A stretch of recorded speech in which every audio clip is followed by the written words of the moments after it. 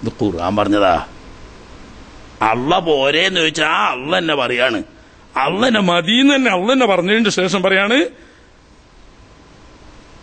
തിരുനബി സല്ലല്ലാഹു അലൈഹി വസല്ലമക്കെതിരെ നിങ്ങൾ നീങ്ങുകയാണെങ്കിൽ നബി തങ്ങളെ പരാജയപ്പെടുത്താൻ കഴിയും. നിങ്ങൾ ആരും വിചാരിക്കണ്ട. നബി തങ്ങളെ സഹായിക്കാൻ, സംരക്ഷിക്കാൻ, സഹായിക്കാൻ അള്ളണ്ട്, ജിബ്രീലുണ്ട്, സാലിഹുൽ മുഅ്മിനീങ്ങൾ മുഴുവനുണ്ട്, എന്നല്ല മലക്കുകൾ മുഴുവനുണ്ട്. മറന്നോ? ഈ പറയുന്നതൊക്കെയും അല്ലാഹു സുബ്ഹാനഹു വ തആലയുടെ വിലായത്തിന്റെ ഭാഗങ്ങളാണ്. ഇന്നല്ലാഹു മൗലാഹു എന്ന യഥാർത്ഥത്തിൽ ഉടമക്കാരൻ, സഹായിയും രക്ഷിതാവും അല്ലാഹുവാണ്. അല്ലാഹു സുബ്ഹാനഹു വ തആല അവന്റെ സഹായവും രക്ഷയും നൽകുന്നത് ചിലപ്പോൾ ജിബ്രീൽ മുഖേനയായിരിക്കും, ചിലപ്പോൾ സാലിഹുൽ മുഅ്മിനീങ്ങൾ മുഖേനയായിരിക്കും, ചിലപ്പോൾ മലായിക്കത്ത് മുഖേനയായിരിക്കും. അപ്പൊ മലക്കുകൾ ചെയ്യുന്ന സഹായമാണെങ്കിലും സാലിഹുൽ മുഅ്മിനീങ്ങൾ ചെയ്യുന്ന സഹായമാണെങ്കിലും പ്രത്യേകിച്ച് ജിബ്രീൽ അലൈഹിസ്സലാം ചെയ്യുന്ന സഹായമാണെങ്കിലും അത് മുഴുവനും അള്ളാഹുവിന്റെ സഹായമാണ്. കാരണം പടക്കുന്നവൻ അള്ളാഹുവാണ്, ഖൽഖ് ഈജാദ് ചെയ്യുന്നവൻ അള്ളാഹുവാണ്. ബാക്കി പറഞ്ഞവർ മുഴുവനും കസ്ബും സബബും മാത്രമാണാകുന്നത്. അള്ളാഹു കൊടുത്ത കഴിവിൽ നിന്ന് അള്ളാഹു അനുവദിച്ചതനുസരിച്ച് ചെയ്യുമ്പോൾ ഈ പ്രവർത്തിക്കുന്ന കസ്ബ് അവർക്കുണ്ട്. അവർ മുഖേന അള്ളാഹു തആല അത് നടത്തി എന്നതുകൊണ്ട് അവർ സബബായി എന്ന് മാത്രമേ ഉള്ളൂ. സഹായം ചെയ്യുന്നവൻ അള്ളാഹുവാണ്. അപ്പോ അള്ളാഹുവല്ലാത്തവർ സഹായിച്ചു എന്ന് പറയുന്നത്, സഹായികളുണ്ട് എന്ന് പറയുന്നത് ഖുർആന്റെ ശൈലിയാ. പക്ഷേ അവിടെ സൃഷ്ടാവാവുന്ന അള്ളാഹു മാത്രമാണ് സഹായത്തിന്റെ ഉടമ. അവൻ മാത്രമാണ് രക്ഷിതാവ്. അവന്റെ സഹായവും രക്ഷയും അല്ലാതെ ഒരു രക്ഷയും ഇവിടെ ജിബ്രീലിനും കൊടുക്കാൻ കഴിയില്ല, സ്വാലിഹുൽ മുഅ്മിനീങ്ങൾക്കും കൊടുക്കാൻ കഴിയില്ല, മലായിക്കത്തിനും കൊടുക്കാൻ കഴിയില്ല. അപ്പൊ മലക്കുകൾ സഹായികളാണ്, സ്വാലിഹുൽ മുഅ്മിനീങ്ങൾ സഹായികളാണ്, ജിബ്രീൽ അലൈഹിസ്സലാം സഹായിയാണ്. പക്ഷേ യഥാർത്ഥ സഹായി അള്ളാഹുവാണ്. അള്ളാഹുവാണ് സഹായത്തിന്റെ ഉടമക്കാരൻ, അവനാണത് നൽകുന്നവൻ. അതിന് കസ്ബ് ചെയ്യാൻ ഈ പറയുന്നവരൊക്കെ ഉണ്ടാവും, സബബാകാൻ അവരൊക്കെ ഉണ്ടാവും. സബബിനെ പറ്റിയും സഹായി എന്ന് പറയാം. ഇപ്പൊ ചുരുക്കി പറഞ്ഞാൽ എന്തോ ഒരു വലിയ അണുസ്ഫോടനം നടക്കാൻ പോകുന്ന ഭീതിയോടുകൂടിയാണ് ഇസ്തിഗാസ എന്ന് പറയുമ്പോൾ. എന്തോന്ന് നമ്മൾ തന്നെ ഒരു അരസുന്നികൾക്കൊക്കെ ഒരു പേടിയാ. അത് ഒന്നുമില്ല കൂട്ടര്. ഇതൊക്കെ സാധാ വളരെ സിമ്പിളായ വിഷയം, ഇല്ലാത്ത പറഞ്ഞു വലുതാക്കണം. ചില പദപ്രയോഗത്തിലുള്ള തെറ്റിദ്ധാരണ മാത്രം. നിങ്ങളെ കാക്കണേ എന്ന് പറയുമ്പോൾ കാവൽ അള്ളഹാനോടല്ലേ ചോദിക്കേണ്ടത്? അള്ളഹാനോട് തന്നെ കാവൽ ചോദിക്കണം. അള്ളാഹ് കൊടുത്ത കഴിവിൽ നിന്ന് അള്ളാഹുവിന്റെ അനുമതി പ്രകാരം സഹായിക്കുമെന്ന് അള്ളാഹ് പറഞ്ഞ ആളുകളോട് ചോദിക്കുകയാണ്. ആ ചോദിക്കുന്നതിന്റെ അർത്ഥം അവരതിന് സബബാകാനും അവർ കസ്ബ് ചെയ്യാനുമാണ്. എന്നിട്ട് നമുക്ക് വേണ്ടി ദ്വാരക്കാൻ അള്ളാഹു കൊടുക്കുന്ന അനുമതി പ്രകാരം ചെയ്തു തരാൻ. ഇത്രയേ ഉള്ളൂ പേര്. ഇതൊന്നു എന്തോന്ന് ചില വാക്കുകളൊക്കെ അങ്ങനെ തന്നെ പ്രയോഗിച്ചെങ്കിലേ അതതിന്റെ കോലം കിട്ടുള്ളൂ. അനങ്ങുമ്പോക്ക് കണ്ണ് കണ്ട് മുഴുവനും ശിർക്ക് കുറഞ്ഞിട്ടുള്ള ഒരു പരിപാടിയില്ല. ഏറ്റവും മിനിമം ശിർക്ക് എന്നൊക്കെ പറയുന്നതിനൊരു ലാസ്റ്റ് ഒരു പറച്ചിൽ അതല്ല തുടങ്ങണത് അവിടുന്നാ. ഇത് ഇസ്ലാമികമല്ല. ഇല്ലാത്ത ഭീതി ഉണ്ടാക്കി തീർക്കുകയും ഇല്ലാത്ത വിഷയങ്ങൾ വലിച്ചിട്ട് മുസ്ലിം സമുദായത്തെ ഭീതിപ്പെടുത്തി മുസ്ലിം സമുദായത്തെ ഇസ്ലാമിൽ നിന്ന് പുറത്തുപോയി കുഫ്രിയത്തിലെത്തി എന്നുള്ള വാദം ഇവിടെ തുടങ്ങി വെച്ചത് യഥാർത്ഥത്തിൽ ഖവാരിജികളാണ്. ഈ ഖവാരിജികളുടെ ശൈലിയിലേക്കാണ് ഇവരുടെ നീക്കം.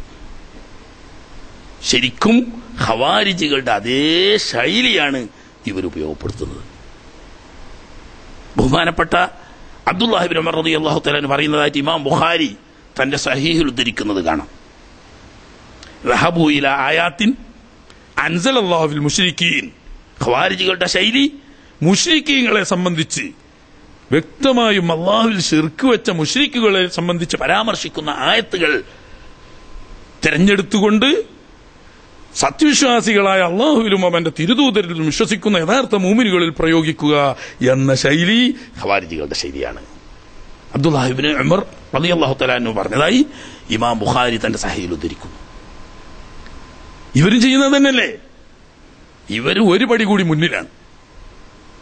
ഈ മുശ്രിക്കീങ്ങൾക്കെതിരിൽ അവരാരാധിച്ചിരുന്ന ബിംബങ്ങളെ, അവർ പൂജിച്ചിരുന്ന ബഹുദൈവങ്ങളെ പരാമർശിക്കുന്ന ആയത്തുകൾ എടുത്തുകൊണ്ട് അല്ലാഹു ഒരുവൻ മാത്രമാണെന്നും ഇബാദത്തിനർഹൻ അവൻ മാത്രമാണ് എല്ലാ ഉപകാരങ്ങളുടെയും ഉപദ്രവങ്ങളുടെയും ഉടമക്കാരനെന്നും അടിയുറച്ചു വിശ്വസിക്കുന്ന ഖൈറും ശർറും മുഴുവൻ അള്ളാഹുവിൽ നിന്ന് മാത്രമാണെന്ന് അടിയുറച്ചു വിശ്വസിക്കുന്ന മൂമിനുകൾ അള്ളാഹു അനുവദിച്ച മാർഗത്തിലൂടെ സഹായത്തിന്, രക്ഷക്ക്, കാവലിന് സബബാകും കസ്ബാകും എന്ന നിലക്ക് അള്ളാഹു സഹായികളാണെന്ന് ഖുർആനിൽ പ്രഖ്യാപിച്ച ആളുകളോട് ആ സഹായം ചോദിക്കുമ്പോൾ അല്ലാത്ത ദൈവങ്ങളിൽ വിശ്വസിക്കുകയും അവരെ ആരാധിക്കുകയും പൂജിക്കുകയും ചെയ്ത ബഹുദൈവ വിശ്വാസികൾക്കെതിരിൽ അവതരിച്ച ഖുർആനായ തോതിക്കൊണ്ട് നിങ്ങൾ ഒരിക്കലല്ല ഒരുപാട് പ്രാവശ്യം, ആയിരക്കണക്കിന് പ്രാവശ്യം നിങ്ങൾ കാഫറായി മുശ്രിക്കായി എന്ന് പറയുന്ന ഇത് യഥാർത്ഥത്തിൽ ബഹുമാനപ്പെട്ട സഹാബാക്കൾ മുഴുവനും കാഫറും മുശ്രിക്കുമായി എന്ന് വാദിച്ചുകൊണ്ട്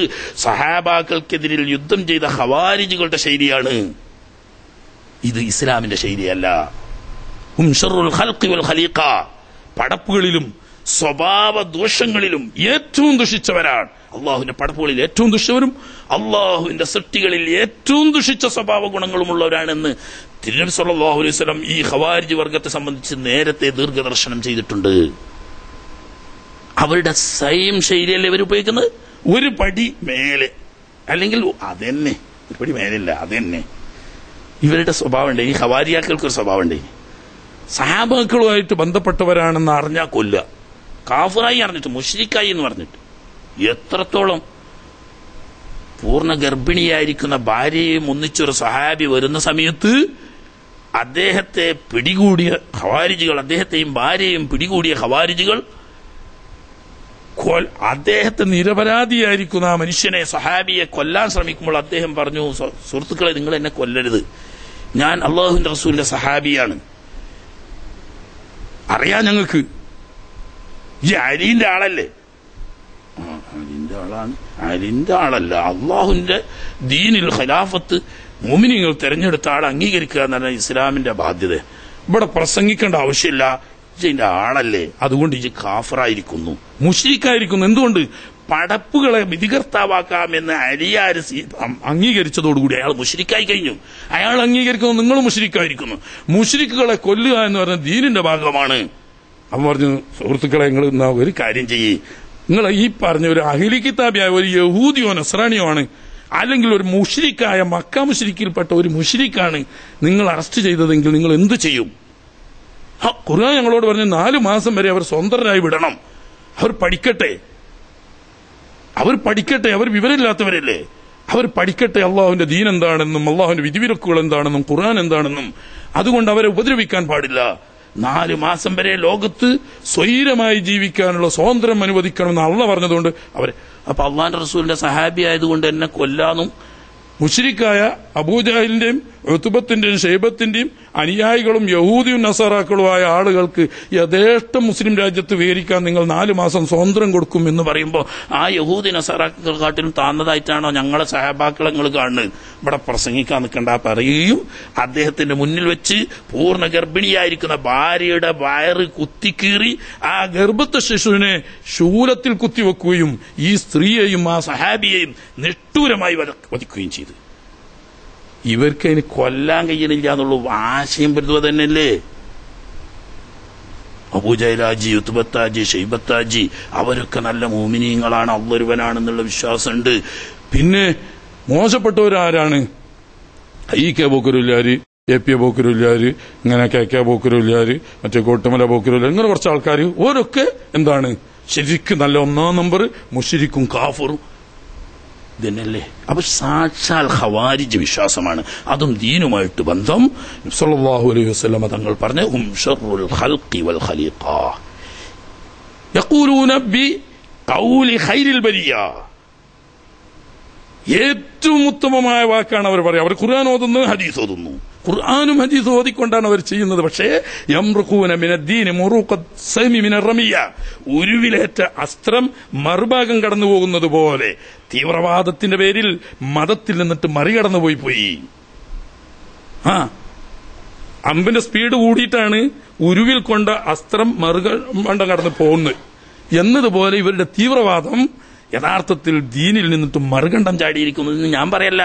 മഹാനായ തിരുനബി സല്ലല്ലാഹു അലൈഹി വസല്ലം തങ്ങൾ പറഞ്ഞതായി ഇമാം ബുഖാരിയും മുസ്ലിമും ഉൾപ്പെടെ ഹദീസ് ചെയ്യുന്ന ഖവാരിജികളുടെ ലക്ഷണം പറഞ്ഞ ആ ലക്ഷണങ്ങൾ മുഴുവനും ഒത്ത ടീമാണിത്. ഇതൊന്നും ഇസ്ലാമല്ല. ഇസ്ലാമിൽ തീവ്രവാദമില്ല. ഇസ്ലാമിൽ സത്യസന്ധമായി കാര്യങ്ങൾ വസ്തുനിഷ്ഠമായി വിശകലനം ചെയ്ത് പഠിക്കുക, എന്നിട്ട് വസ്തുതകളെ വസ്തുതാപരമായി കാണുക. അബദ്ധങ്ങൾ എവിടെയെങ്കിലും ഉണ്ടെങ്കിൽ ആ അബദ്ധം അറിവില്ലായ്മയുടെ പേരിലാണ് വരുന്നത്. അങ്ങനെയുള്ളവർക്ക് സത്യം മനസ്സിലാക്കി കൊടുത്ത് അവർക്ക് തിരുത്തുകയല്ലാതെ കുഫ്രിയത്തും ഷിർക്കും ആരോപിക്കുന്നത് ഇസ്ലാമികമല്ല എന്ന് ചുരുക്കി പറഞ്ഞ് ഈ ഭാഗം ഇവിടെ അവസാനിപ്പിക്കുകയാണ്. ഖുർആനിൽ തന്നെ നമ്മൾ പറഞ്ഞല്ലോ 4 സ്ഥലത്ത് ഖുർആനിൽ അല്ലാഹു സുബ്ഹാനഹു വ തആല ഇസ്തിഗാസ എന്ന പദം ഉപയോഗിച്ചിട്ടുണ്ട് എന്നും അത് 2 സ്ഥലത്ത് അള്ളാഹുവിനോട് സഹായം തേടുന്നതിനെ സംബന്ധിച്ചും 2 സ്ഥലത്ത് പടപ്പുകളോട് സഹായം തേടുന്നതിനെ സംബന്ധിച്ചുമാണ് പറഞ്ഞത് എന്ന് ഖുർആൻ ആയത്തുദ്ധരിച്ച് അതിന്റെ നമ്പർ ഉദ്ധരിച്ച് പറഞ്ഞു. ജീവിച്ചിരിക്കുന്നവരാകട്ടെ നാളെ പരലോകത്ത് വെച്ചാകട്ടെ പടപ്പുകളോട് ഏത് പറഞ്ഞാലും ഇസ്തിഗാസ എന്ന വാക്കിന്റെ അർത്ഥം ഖുർആൻ തന്നെ തൊട്ടടുത്ത് പറഞ്ഞു. സൂറത്തുൽ ഖസസിലൂടെ നമ്മൾ ആയത്തിന്റെ നമ്പർ ഉദ്ധരിച്ചുകൊണ്ട് പറഞ്ഞു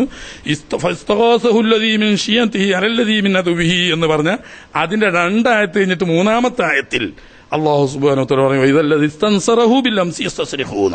ഇന്നലെ ഇസ്തിഗാസ ചെയ്ത വ്യക്തി എന്നല്ല ഇവിടെ പറഞ്ഞേ. നേരത്തെ പറഞ്ഞ ഇസ്തിഗാസ ചെയ്തു എന്നാ, ഇപ്പുറത്ത് പറഞ്ഞു ഇതല്ലത് ഇസ്തൻസറഹു സഹായം ചോദിച്ച വ്യക്തി എന്നാ. അപ്പൊ ഈ പറയുന്ന ഖുർആനിൽ പറയുന്നതാവട്ടെ അല്ലാതെ നാട്ടിൽ ഉപയോഗിക്കുന്നതാവട്ടെ ഖുർആൻ അതിന് പറഞ്ഞ അർത്ഥം ഇസ്തിഗാസ എന്ന് പറഞ്ഞ ഇസ്തൻസറ സഹായം ചോദിക്കുക, സഹായം ചോദിക്കുക. അത് പടച്ചവനോട് ചോദിക്കുമ്പോൾ അത് പ്രാർത്ഥനയായി, പടപ്പുകളോട് ചോദിക്കുമ്പോൾ അത് സഹായത്തേട്ടമായി. ഇതാ വ്യത്യാസം. എന്തുകൊണ്ട്? പ്രാർത്ഥന ദുആ എന്നാൽ എന്താണെന്ന് ഇമാം റാസി പറഞ്ഞത് നമ്മൾ വ്യക്തമായി ഉദ്ധരിച്ചു. സൃഷ്ടി തന്റെ സൃഷ്ടാവാകുന്ന രക്ഷിതാവാകുന്ന റബ്ബിനോട് നടത്തുന്ന തേട്ടം, അപേക്ഷ, ചോദ്യം, ഇതിനാണ് ദുആ എന്ന് പറയുക. അവിടെ ഒരു സൃഷ്ടാവ് എന്ന ബന്ധം പ്രത്യേകം കാണുന്നു. സൃഷ്ടാവിനോട് ചോദിക്കുന്നതാകുമ്പോൾ അവിടെ പ്രാർത്ഥനയാണ്, അത് ഇബാദത്താണ്. അതേ സമയത്ത് ഒരു സൃഷ്ടി മറ്റൊരു സൃഷ്ടിയോട് ചോദിക്കുമ്പോൾ